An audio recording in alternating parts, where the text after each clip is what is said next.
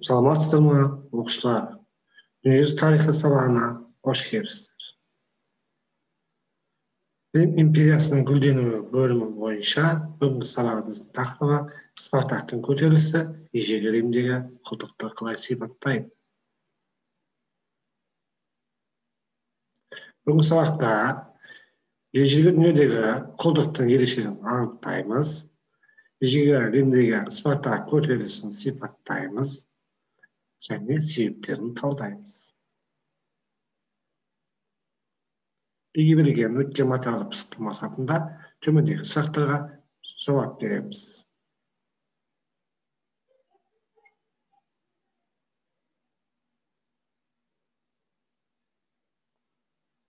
Және үй материалын тексеріп көрейік. Бірінші сұрақтың жауабы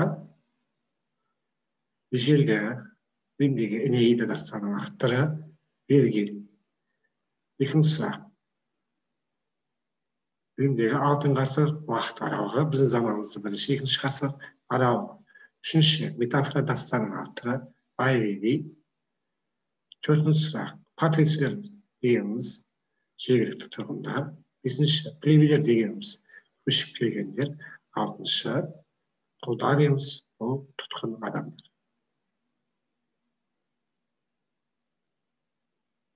Бүгінгі сабаққа тоқтамас бұрын төмендегі сұрақтарға жауап береміз. Бірінші, құлдар деп кімдерді айтамыз? Екінші, құлдардың өмірі мен тұрмысы қандай болды? Үшінші, құлдар қандай жұмыс атқарды? Төртінші, құлдар мемлекет ісіне араласты ма? Бесінші, ежелгі Египеттегі Грекиядағы құлдар туралы білеміз. Ал ежелгі Римдегі құлдық қандай болуы мүмкін? Ендеше жаңа сұрағымызға көшеміз.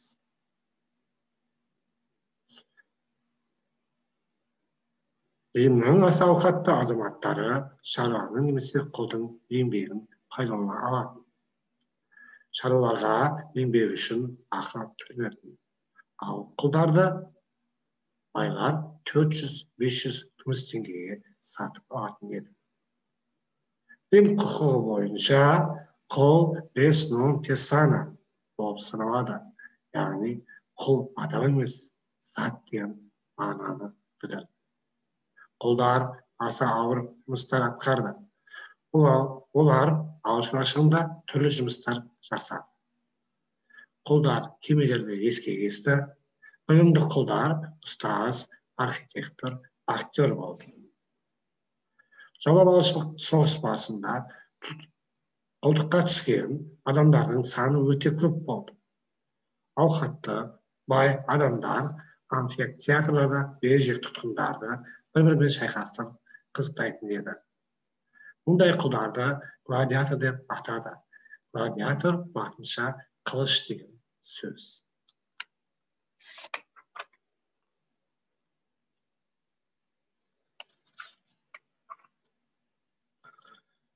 Мына картаға қарасақ, ежелгі Римнің оңтүстігіндегі Капуя қаласында 200-дей гладиаторлар болды. Олар біздің заманымыздан бұрынғы 74 жылы байлардың озбырлығына қарсы көтеріліске шықты. Көтерілістің басшысы қабілетті Спартак еді. Біздің заманымыздан бұрынғы 72 жылы көктемде көтерілісшілердің саны 70 мыңға жетті. Көтерілістің құрамында сонымен қатар атты әскер де болды және олар үлкен күшке айналды. Бірақ көтеріліс басшылары арасында келісім бола бермеді. Спартак көтерілісшілерді Италиядан алып кетіп бостандық бермекші болды. Сөйтіп, Римдегі әскерді жеңе отырып, көтерілісшілер солтүстіктегі Мутина қаласына дейін жетті. Картадан көріп тұрмыз, Мутина қаласы. Көтерілісшілерге әліпке жол ашық еді. Бірақ бірнеше себептерден көтерілісшілер оңтүстікке қарай бет алды. Сөйтіп, Сицилияға өтпекші болды. Бірақ Рим әскерлері көтерілісшілерді қайта кері жібермеуге тырысты. Спартак бастаған құлдар римдіктердің қоршауын озып шықты.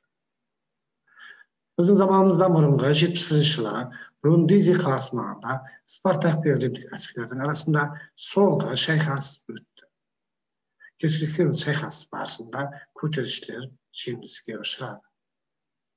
Талантты әскербасы, тамаша ұйымдастырушы, ержүрек жауынгер Спартак осы шайқаста қаза тапты. Құлдар көтеріліс жеңіліске ұшырап, көтерілісшілер аяусыз жазаланды. Сюжетте өзіңіз көріп тұрғандай, көтерілісшілерді аяусыз жазаланған бейнесі. Енді оқушылар дәптерімізге пирамиданы сызып аламыз да, пирамида өзімізге берілген төменнен жоғары қарай орналасқан. Сондықтан да төменнен жоғары қарай берілген мәліметті дәптерімізге жазып аламыз.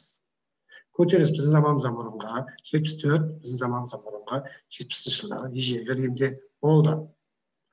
Көтерілісті қабілетті ержүрек Спартак пен Крикс басқарды.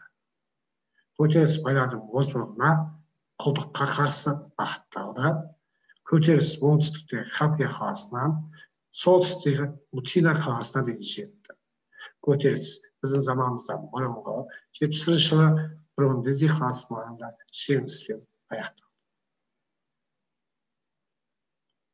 Енді осы сабақ барысында атақты тұлғамен танысайық. Спартак кім еді? Спартак римдіктегі тұтқынға түскен құл гладиаторға айналған бұрынғы фракиялық жауынгер еді.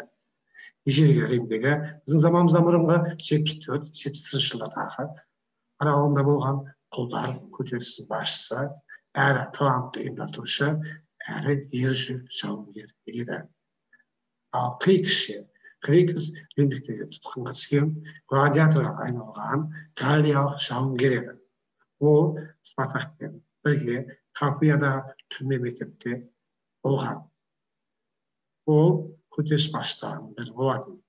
Және оның қарамағында 30 мыңнан астам құлдардан жасақталған әскер болды.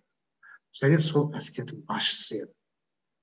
Спартак ол туралы Крикс өте ержүрек, ақылды жауынгер болғанымен қабілетсіз қолбасшы еді.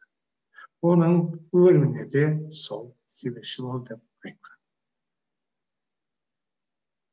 Енді балалар, бүгінгі сабақ бойынша бірінші тапсырмамыз төмендегі адасқан сөздерді ретімен қойып сөйлем құраймыз. Яғни адасқан сөздерді ретімен қойып сөйлем құраймыз.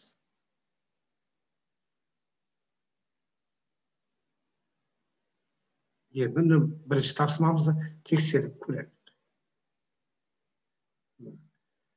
Төмендегі адасқан сөздермен ретімен қойып сөйлем құрап болсақ, енді өзіміздің құраған сөйлемімізді салыстырып тексеріп көрейік. Бірінші, римдікке құлдыққа түскен адамдардың саны өте көп болды. Екінші сөйлем, құлдар шаруашылықтың барлық саласында жұмыс істеді. Құлдардың бірі тобы ауыр жұмыс атқарса, кейбіреуі соғыс өнерімен айналысты. Төртінші сөйлем, ақсүйектер ержүрек тұтқындарды бір-бірімен шайқастырып қызықтайтын еді. Бесінші сұрақ, ашуланған құлдар байлардың озбырлығына қарсы көтеріліске шықты. Келесі екінші тапсырмамызды орындаймыз. Бұл жерде ақиқат жалған әдісі тапсырмасы берілген. Яғни тұжырымдардан ақиқат немесе жалған екенін табамыз.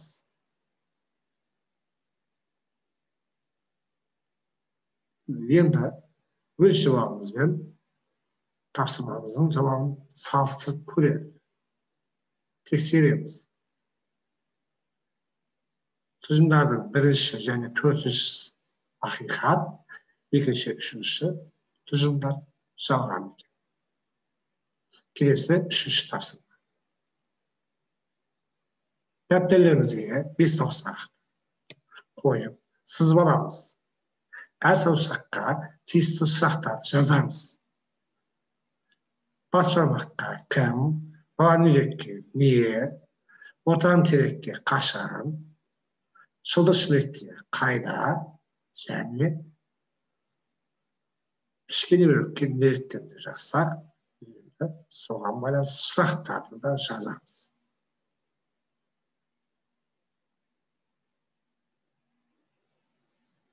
Енді балалар осы үшінші тапсырмамызды тексеріп көрейік. Баспырмақ кім деп айттық? Қапиядағы түрме мектептегі қашқұлы Спартак жоспарлады. Екінші, баланың өлік гладиаторларының мақсаты бостандық. Үшінші, қашан Спартак бастаған көтеріліс біздің заманымыздан бұрынғы 74, біздің заманымыздан бұрынғы 70 жылдары аралығында болды. Бесінші сұрақ, шылдыршы ме? Төрт, қайда? Оңтүстіктен келген көтерілісшілер Сицилияға өтпекші болды. Кішкене неліктен жауабы көтерілісшілер келісімнің болмауынан жеңіліске ұшырады. Балалар, бүгінгі сабағымыз бойынша маған кері байланыс береміз.